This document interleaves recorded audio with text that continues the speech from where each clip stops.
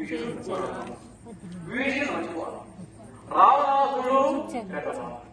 రావణాసుడు కుంభకర్ణుడు 6 నెలలు నిద్రపోతాడు, 6 నెలలు నిద్రపోతాడు. ఆ 6 నెలలు నిద్రపోయినప్పుడు ఎవరు కూడా ఆయన లేపలేదు. ఏంటి శూలాంతో వచ్చినా కూడా లేదు, అంతా చేశారన్నమాట. అప్పుడు విభీషణుడు ఎందుకంటే మనకు సదాయి ఆత్మను తీసుకొచ్చి ఎందుకు లేదు తలతో తెచ్చుకుంటామని చెప్పి అమ్మని మంత్రిస్తాం.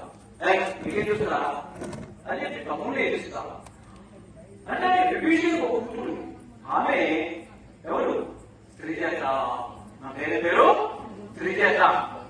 హనుమంతుడు మొట్టమొదటి గ్రామానికి రావడంతోనే ఒక పెద్ద ఏడుగురుకున్న ఒక రాక్షసి కావాలనుకుంది గోడకి.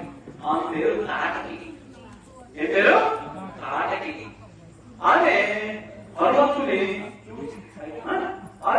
చూసి ఒక ఇదేది ఎవరి వానరుడు ఎదుగుతాడు అని చెప్పి అడుగుతుంది.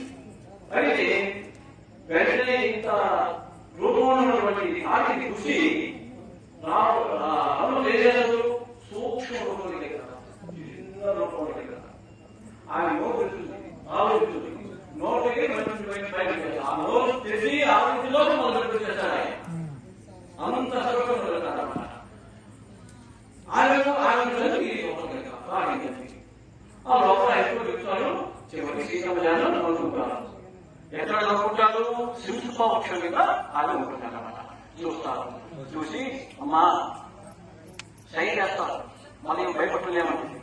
ఏం చూస్తుంది పూజ అయిపోయా. ఇదేంటి పూజకి అనిపిస్తుంది, ఏంటి మాటలు తెలియజేసి తొలగకుంటుంది. వెంటనే చిన్నగా అమ్మా నువ్వు ఏమంటే నీకు వస్తాను అన్నాడు. దిగినాను. నేను రాముల వారి భటుని, నా రాముల వారికి పంపించాను. రాముల వారు